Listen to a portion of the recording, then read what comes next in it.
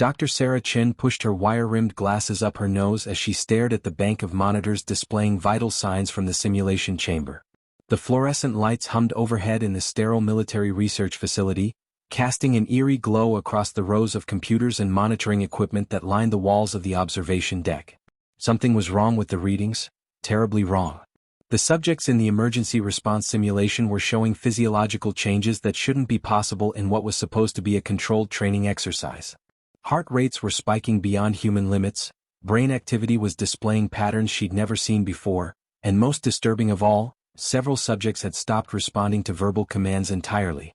Sarah had been running these crisis simulation programs for the Department of Defense for over 3 years, training military personnel and first responders to handle catastrophic scenarios, but she'd never encountered anything like this. The participants were supposed to be acting out responses to a fictional biological outbreak, using advanced virtual reality technology and controlled stress scenarios to test their decision-making under pressure. Instead, the monitors showed biological markers that suggested something far more sinister was occurring within the sealed chamber below. "Dr. Chin, we're getting some unusual readings from Sector 7, called out her assistant, Marcus Webb, his voice tight with concern as he pointed to a cluster of red warning lights that had begun flashing across his control panel. The young technician had been working with Sarah for 6 months, and she'd never seen him look so pale. "The participants in that section aren't responding to the simulation end protocols, and their vital signs are, well, they're off the charts." Sarah moved quickly to Marcus's station, her sneakers squeaking against the polished floor as she examined the data streaming across multiple screens. The numbers painted a picture that made no scientific sense. Elevated adrenaline levels that should have been fatal, brain scans showing activity in regions associated with primal aggression, and most alarming of all, several subjects whose heart rates had flatlined but who were still moving according to the motion sensors. The simulation was supposed to have ended 20 minutes ago, but the subjects remained in the chamber, and the automated systems weren't responding to shutdown commands. Sarah tried to establish visual contact with the chamber through the observation windows, but the emergency lighting had activated, bathing everything in an ominous red glow that made it difficult to see clearly. What she could make out through the reinforced glass sent a chill down her spine, figures moving with jerky, unnatural motions, stumbling and lurching rather than walking with normal human coordination. "Marcus, try to raise them on the intercom system," she instructed, her voice steady despite the growing knot of fear in her stomach. "And get me a direct line to Colonel Martinez immediately."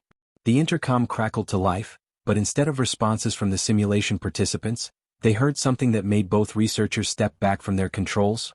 Low, guttural sounds that barely resembled human speech, mixed with what sounded like scratching and banging against the chamber walls. Marcus's hands shook as he attempted to establish contact with the facility's security office, but the communication systems seemed to be experiencing widespread malfunctions. Sarah's mind raced through the possibilities, trying to find a rational explanation for what they were witnessing, but every scenario she considered seemed to lead to the same impossible conclusion. Something had gone catastrophically wrong with the simulation, and the effects were somehow manifesting in the real world rather than remaining contained within the virtual environment.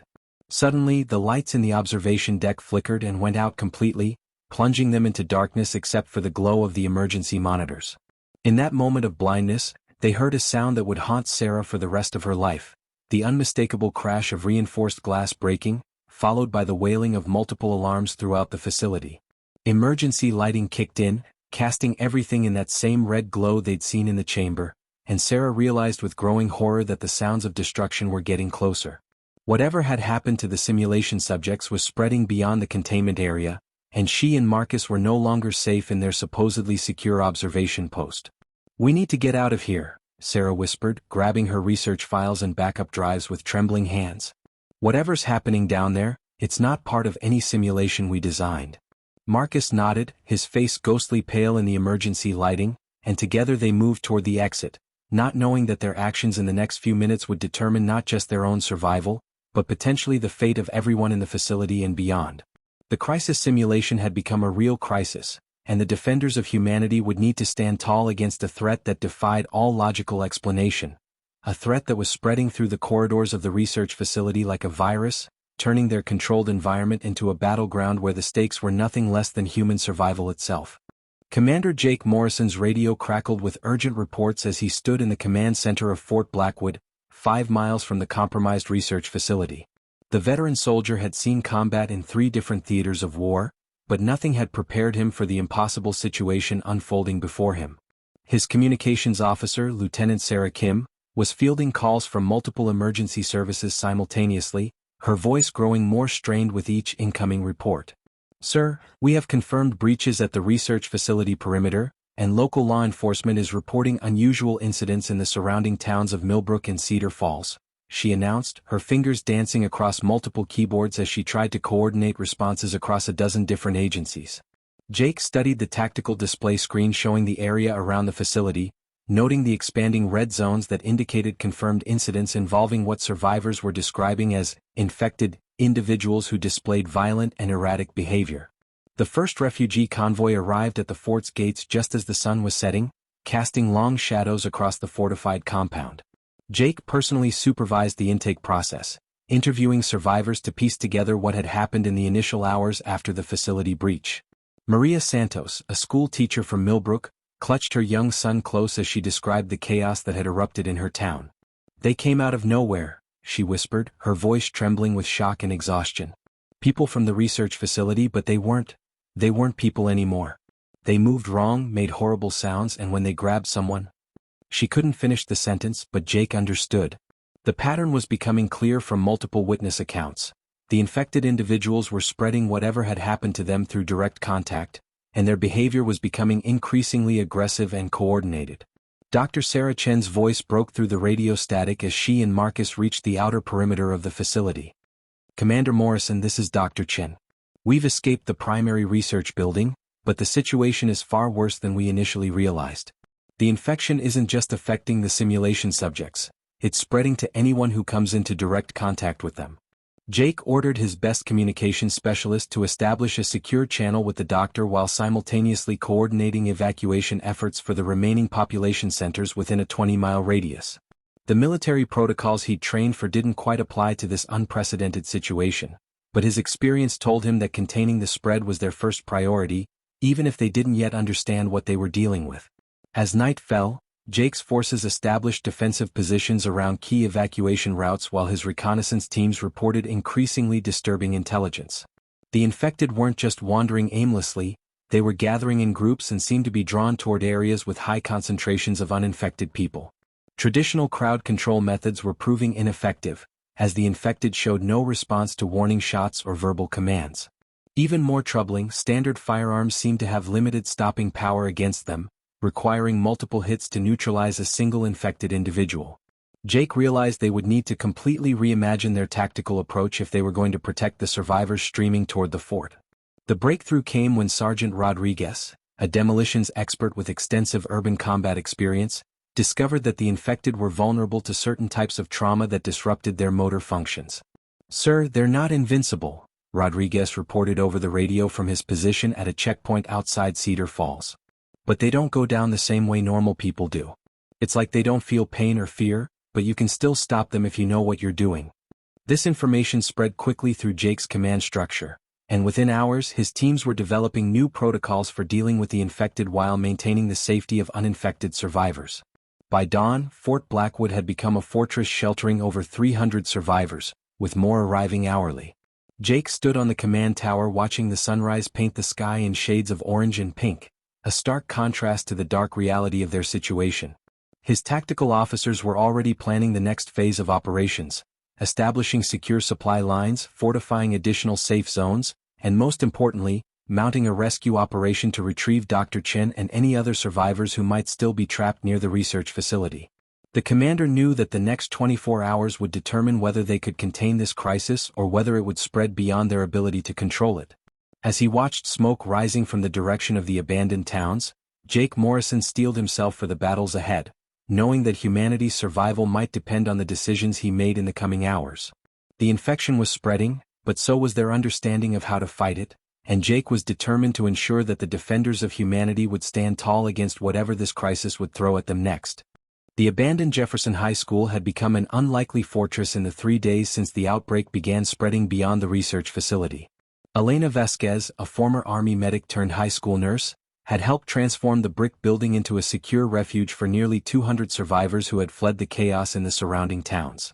The school's strategic location on elevated ground, combined with its multiple exits and solid construction, made it an ideal defensive position against the growing threat of the infected.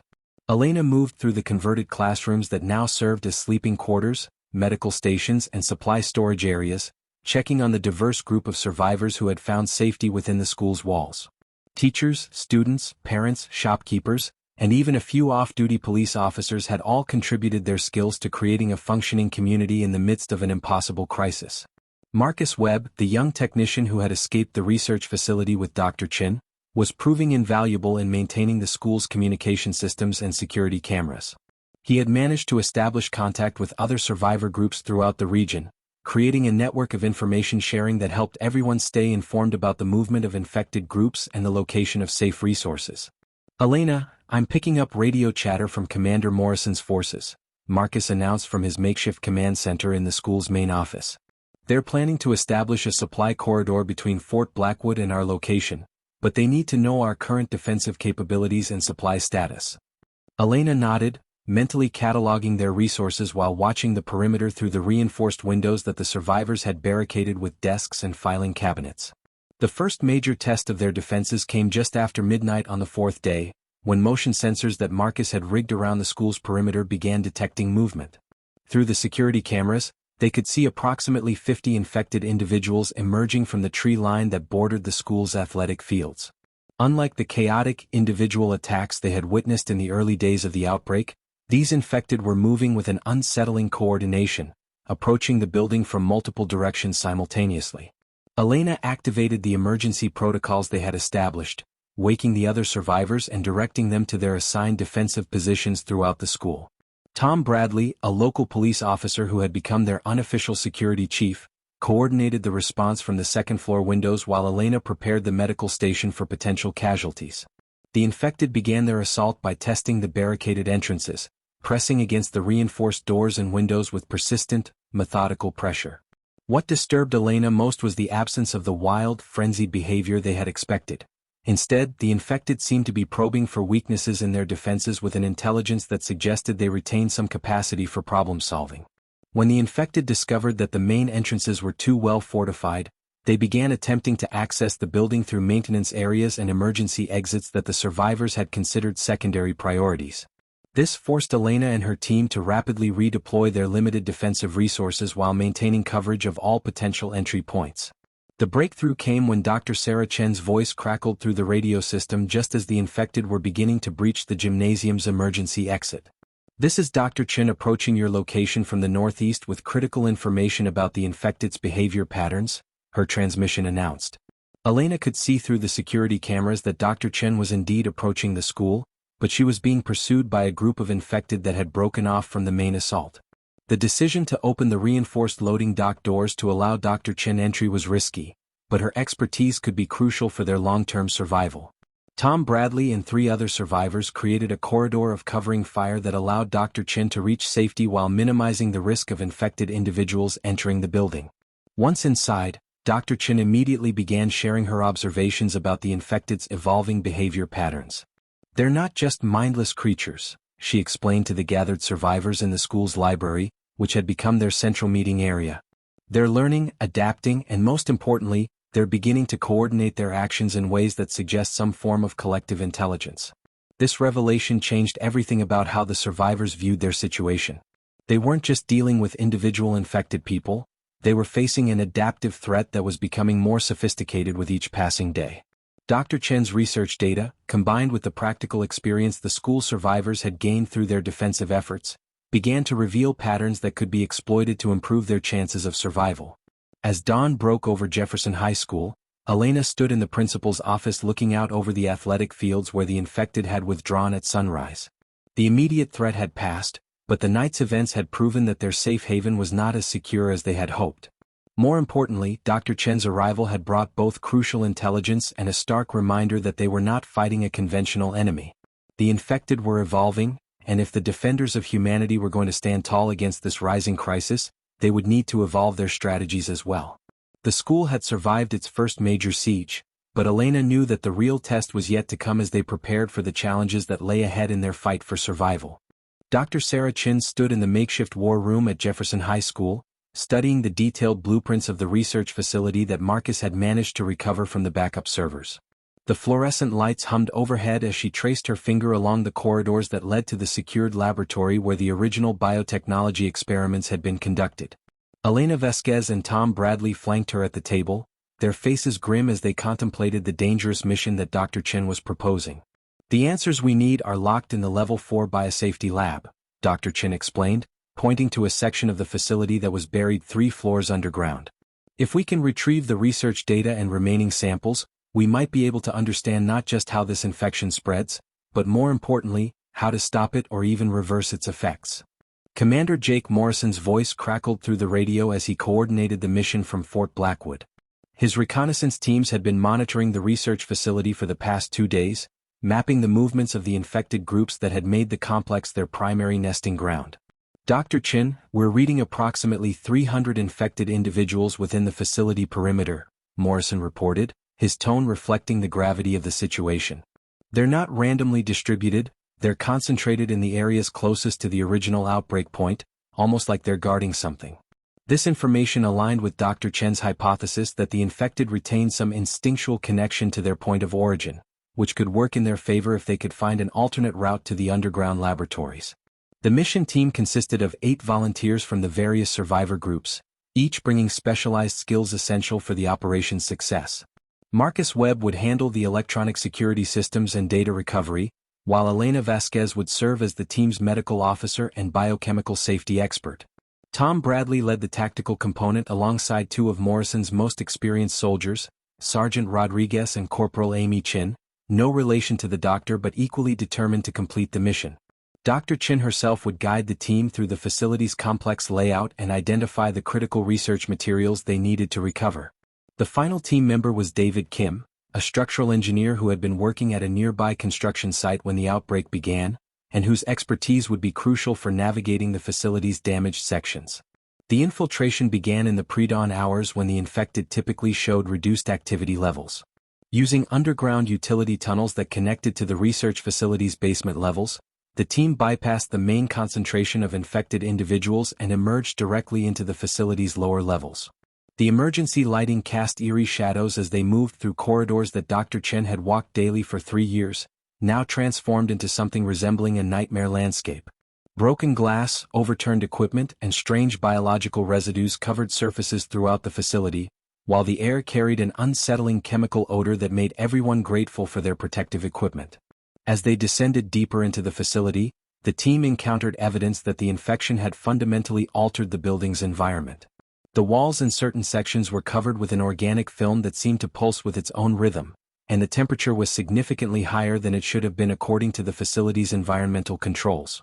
Dr. Chen's portable sensors detected unusual electromagnetic readings and biochemical signatures that suggested the infected weren't just occupying the space, they were somehow changing it at a molecular level. "This is beyond anything we theorized in our original research," she whispered into her radio, documenting the observations that would be crucial for understanding the infection's true nature. The breakthrough came when they reached the secured laboratory and discovered that the facility's artificial intelligence system was still partially operational. The AI had been continuously monitoring and recording the infection's progression since the initial outbreak, creating a comprehensive database of the biochemical changes occurring in infected individuals. Marcus worked feverishly to download the data while Dr. Chen gathered the remaining biological samples that could be used for developing countermeasures. The AI's recordings revealed that the original biotechnology experiment had been designed to enhance human cognitive and physical capabilities by introducing synthetic organisms that could repair cellular damage and improve neural connectivity. However, an unexpected mutation had caused the synthetic organisms to override human consciousness rather than enhance it, creating the infected individuals they were now fighting. The team's extraction was complicated by the discovery that the infected had somehow detected their presence in the facility. As they made their way back through the utility tunnels, they could hear the sounds of infected individuals moving through the corridors above them, systematically searching for the intruders. Dr. Chen clutched the research data and samples that represented humanity's best hope for understanding and potentially reversing the infection, while the tactical team members prepared for the possibility that they might have to fight their way out of the facility. The mission had been successful, but the real work was just beginning as they raced back to Jefferson High School with information that would change everything about how the survivors approached their fight against the infected. The defenders of humanity now had the knowledge they needed, but applying that knowledge would require resources, time, and coordination on a scale that would test every alliance they had built in their struggle for survival. The emergency conference call connecting Jefferson High School, Fort Blackwood, and 3 other survivor strongholds crackled with tension as leaders from each group debated the implications of Dr. Chen's research findings. Elena Vasquez found herself mediating between Commander Morrison's military precision and the more cautious approach favored by Dr. Rebecca Walsh, who led a group of medical professionals holed up in Riverside General Hospital. The hospital group had been treating infected bite victims and had developed their own theories about the infection's progression, theories that didn't always align with the data recovered from the research facility. "We've seen cases where the infection process can be slowed or even halted if we intervene within the first 6 hours, Dr. Walsh explained through the static-filled radio connection. "But your research suggests that the synthetic organisms are designed to be permanent modifications to human biology." Marcus Webb had established communication links with survivor groups as far away as the state capitol, revealing that the crisis had spread much further than anyone had initially realized. A former emergency management coordinator named Robert Hayes had organized survivors in the downtown area around the fortified City Hall building, while a group of National Guard reservists led by Staff Sergeant Lisa Park had secured a shopping mall complex that served as a distribution center for refugee families. Each group had developed unique survival strategies based on their resources and circumstances, but they all faced the same fundamental challenge: the infected were becoming more organized and aggressive with each passing day. The radio network that Marcus had established was proving invaluable for sharing intelligence about infected movement patterns and successful defensive tactics. The first major test of intergroup cooperation came when Dr. Walsh's hospital group reported that they were running critically low on medical supplies while facing an imminent assault from a large group of infected individuals. The hospital's strategic importance as a medical facility made it a priority target for rescue, but its location in the city's downtown area made any relief operation extremely dangerous. Commander Morrison initially argued for a full military evacuation of the hospital staff, but Elena proposed a more complex plan that would leverage the unique capabilities of each survivor group. "The hospital has medical expertise we can't afford to lose," she argued during the heated radio conference. "But they also have patients who can't be moved easily. We need to reinforce their position rather than abandon it." The coordinated relief operation required unprecedented cooperation between groups that had been operating independently since the outbreak began. Staff Sergeant Park's National Guard unit would provide heavy weapons and tactical support, while Commander Morrison's forces would establish secure transportation corridors between the hospital and the other survivor strongholds. Elena's team at Jefferson High School would coordinate communications and provide medical personnel, while Robert Hayes' downtown group would serve as local guides and provide intelligence about infected movements in the urban environment. Dr. Chen would accompany the mission to assess the hospital's research capabilities and determine whether their medical facilities could be used to develop treatments based on the recovered data. The operation revealed both the strengths and challenges of multi-group coordination. While the combined forces were able to successfully reinforce the hospital and establish a secure supply line, the mission also exposed significant differences in tactics and priorities between the various survivor groups. Commander Morrison's military approach emphasized speed and overwhelming force, while Dr. Walsh's medical team prioritized minimizing casualties and protecting vulnerable patients. Staff Sergeant Park's National Guard unit brought disciplined coordination but lacked the specialized knowledge needed to deal with the infected's unusual behavior patterns. These differences led to several tense moments during the operation, but also resulted in innovative solutions that none of the groups would have developed independently. The successful hospital relief operation had an unexpected consequence. It demonstrated to other survivor groups throughout the region that coordinated action was not only possible but significantly more effective than isolated defensive efforts. Within days of the mission's completion, Marcus's radio network was flooded with requests from new survivor groups wanting to join the growing alliance. A community of farmers led by Maria Santos, the teacher they had evacuated from Millbrook, had established a secure agricultural facility that could provide food for the growing network of survivors. A group of mechanics and engineers had fortified an industrial complex that could manufacture the specialized equipment needed to fight the infected effectively. Even a band of civilian survivalists who had initially been suspicious of military involvement began sharing intelligence about infected movements in the rural areas surrounding the main survivor strongholds. As the alliance grew, so did the complexity of coordinating between groups with different leadership styles, resources, and strategic priorities. Elena found herself emerging as a natural coordinator between the various factions, her medical background and experience managing the diverse population at Jefferson High School making her uniquely qualified to bridge the gaps between military efficiency and civilian needs. The radio conferences became daily events as the Alliance developed standardized protocols for communication, resource sharing, and coordinated defensive operations. Dr. Chen's research was being distributed to every group with medical capabilities, while Marcus worked to establish secure data links that would allow real-time sharing of intelligence about infected movements and behavior patterns. The defenders of humanity were no longer fighting as isolated groups. They were becoming a unified force capable of mounting coordinated resistance against the evolving threat of the infected, setting the stage for the larger battles that lay ahead in their struggle for survival. The intelligence reports streaming into the Alliance's new command center at Jefferson High School painted a terrifying picture of coordinated infected movement across the entire region. Marcus Webb's enhanced communication network had detected massive groups of infected individuals converging on the three largest population centers within a 100-mile radius, including the state capital where tens of thousands of uninfected civilians were still trapped in emergency shelters. Elena Vasquez stood before the large tactical display that Commander Morrison's team had installed in the school's gymnasium, studying the movement patterns that suggested the infected weren't just migrating randomly, they were executing a coordinated assault designed to overwhelm the remaining human strongholds. Dr. Sarah Chen's analysis of the recovered research data had revealed the most disturbing truth yet. The synthetic organisms controlling the infected were designed to seek out and assimilate large populations, and they were approaching a critical mass that would make them nearly unstoppable. The Alliance's Leadership Council, consisting of representatives from each survivor group, convened an emergency session to address the unprecedented threat. Commander Morrison's military assessment was stark and uncompromising. We're looking at infected populations numbering in the tens of thousands, moving with coordination that suggests central planning. Traditional defensive strategies won't work against numbers like these. Dr. Walsh from the hospital group had been analyzing the medical data from infected individuals they had encountered, and her findings supported Morrison's concerns. The synthetic organisms are communicating through some form of biochemical network, she reported through the secure radio link. Each infected individual is essentially a node in a larger collective intelligence, and that intelligence is learning from every encounter we have with them. The preparation for what everyone understood would be the final decisive battle required sacrifices and difficult decisions from every member of the Alliance. Staff Sergeant Park's National Guard unit had discovered a cache of military equipment at an abandoned base, but retrieving it would require exposing their position to infected scouts who had been probing the Alliance's defenses.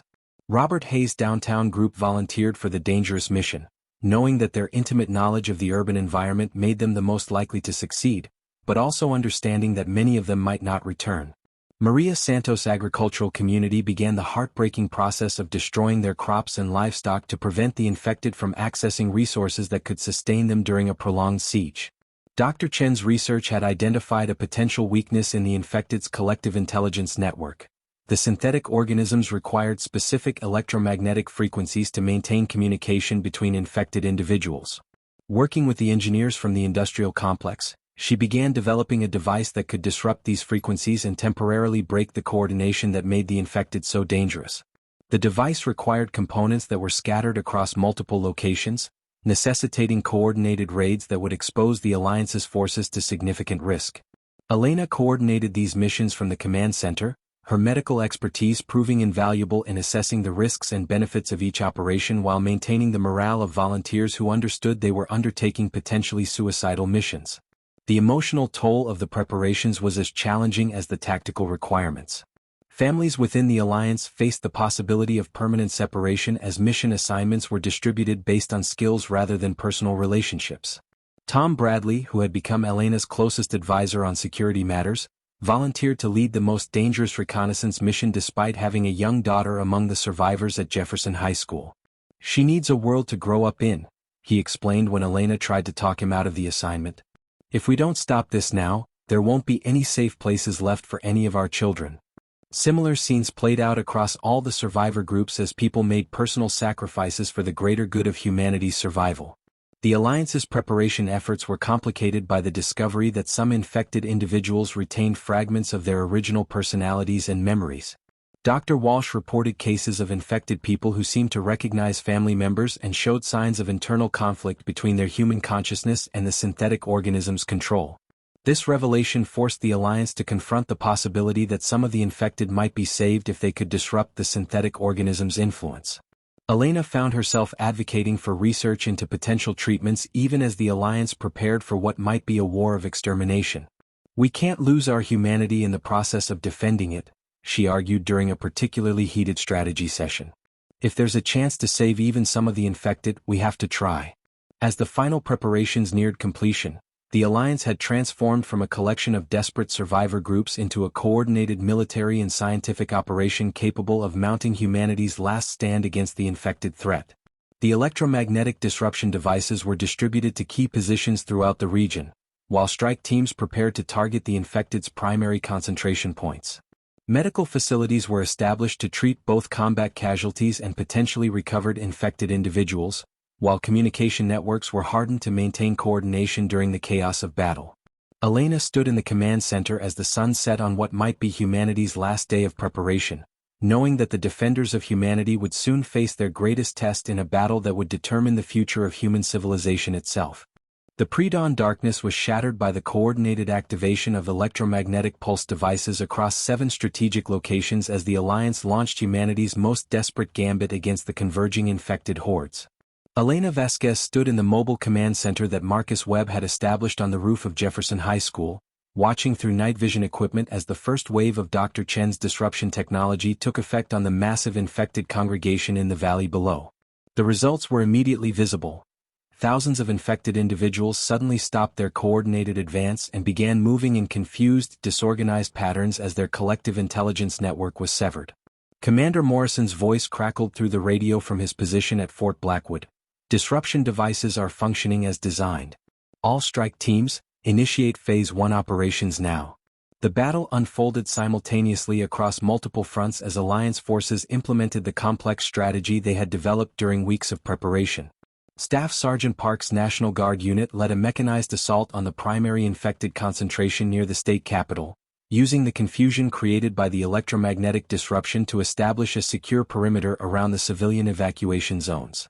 Robert Hayes' urban specialists moved through the downtown area with surgical precision, targeting the infected command nodes that Dr. Chen had identified as critical points in their communication network.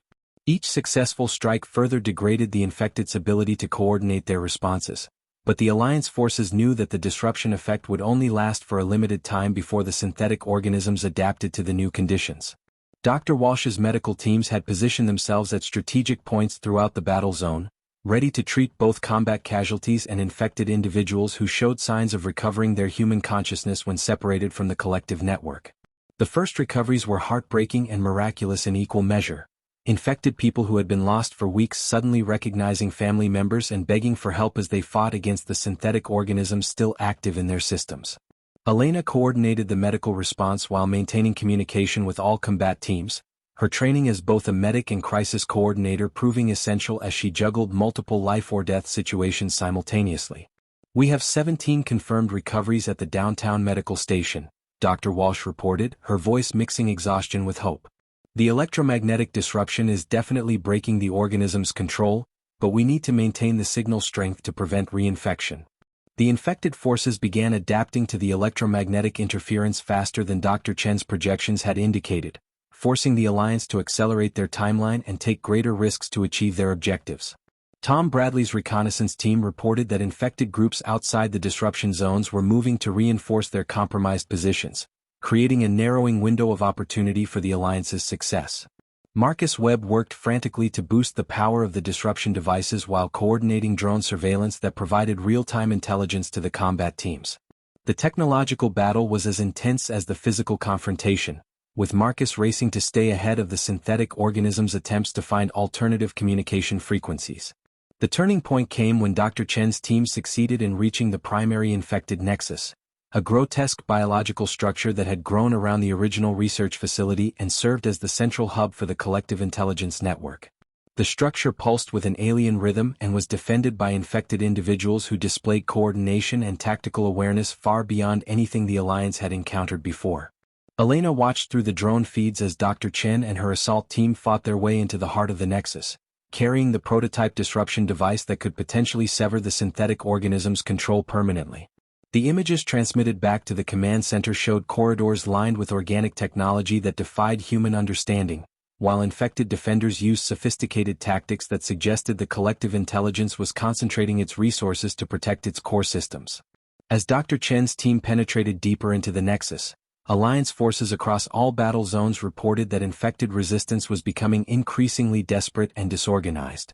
The electromagnetic disruption was clearly having a cumulative effect on the synthetic organisms network, but the cost in human lives was mounting as the infected fought with the fury of a cornered animal. Elena found herself making split-second decisions about resource allocation and casualty evacuation while maintaining the communication links that held the entire operation together. Commander Morrison's forces had secured the civilian evacuation routes, but they were taking heavy casualties as infected reinforcements arrived from areas beyond the disruption field's influence. The climax of the battle came when Dr. Chen successfully activated the master disruption device within the Nexus itself, sending a cascading electromagnetic pulse that propagated through the synthetic organisms network across the entire region. Elena watched the tactical displays as infected groups throughout the battle zone suddenly stopped their coordinated attacks and began showing signs of confusion and individual consciousness returning. The collective intelligence that had threatened to consume humanity was collapsing, but the defenders of humanity had paid a terrible price for their victory. As dawn broke over the battlefield, Elena began the massive task of coordinating medical care for hundreds of casualties while preparing for the monumental challenge of rebuilding civilization in the aftermath of humanity's darkest hour. 3 months after the Battle of the Nexus, Elena Vasquez stood in the newly constructed medical center at New Haven, the settlement that had grown from the ruins of Jefferson High School into a thriving community of over 2,000 survivors. The morning sun streamed through the large windows of her office as she reviewed the weekly reports from the various reconstruction committees that were rebuilding civilization across the region. The transformation had been remarkable. Where once there had been isolated groups of desperate survivors, there were now interconnected communities working together to create a safer and more resilient society. Dr. Sarah Chen's research had led to the development of treatment protocols that could reverse the synthetic organism infection in its early stages, while also providing immunity to reinfection for those who had been successfully treated. The recovery process for formerly infected individuals had proven to be one of the most challenging aspects of rebuilding society. Dr. Walsh's medical teams had established rehabilitation centers throughout the region where recovered patients could regain their cognitive abilities and process the trauma of their experiences under the synthetic organism's control.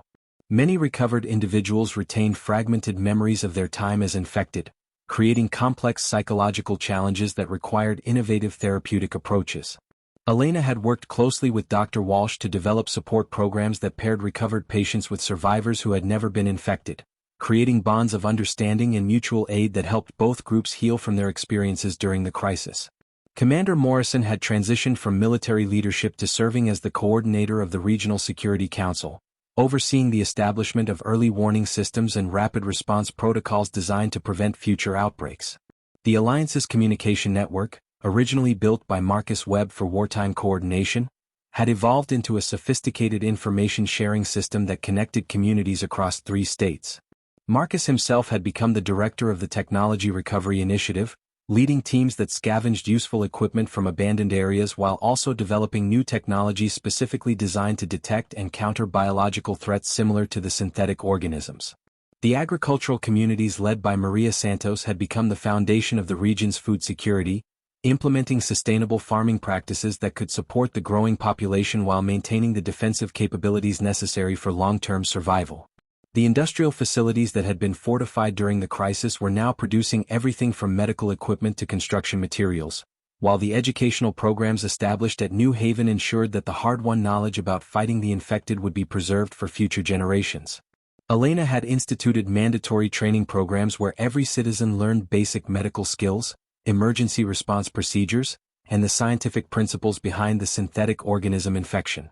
The most significant breakthrough had come when Dr. Chen's research team successfully synthesized a vaccine that provided complete immunity to synthetic organism infection. The vaccine required regular boosters and had some challenging side effects, but it represented humanity's first true protection against the threat that had nearly destroyed civilization. Mass vaccination campaigns were being coordinated across all allied communities, with mobile medical teams reaching even the most remote survivor settlements. Elena had been among the first to receive the vaccine, and she wore the small identification band that marked her immunity status as both a symbol of hope and a reminder of how close humanity had come to extinction.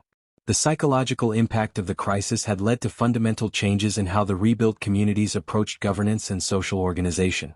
The alliance structure that had developed during the battle against the infected had evolved into a democratic federation where each community maintained local autonomy while participating in regional decision-making through elected representatives. Elena found herself serving as the first elected president of the Regional Recovery Council, a position that required her to balance the diverse needs and priorities of communities that ranged from agricultural settlements to urban reconstruction zones. As Elena walked through the bustling streets of New Haven, she reflected on the remarkable journey that had brought humanity back from the brink of extinction. Children who had been born during the crisis were now taking their first steps in a world where the threat of infection was controlled rather than feared. The memorial wall in the center of town bore the names of over 300 people who had died defending humanity during the darkest days of the outbreak, including Tom Bradley, whose sacrifice during the final battle had helped secure the victory that made their current peace possible. The defenders of humanity had indeed stood tall against the rising crisis, and their courage had earned not just survival, but the chance to build a better world from the ashes of the old one. The morning briefing brought news that scouts had made contact with survivor communities as far away as the eastern seaboard, communities that had developed their own solutions to the synthetic organism threat and were eager to share knowledge and resources.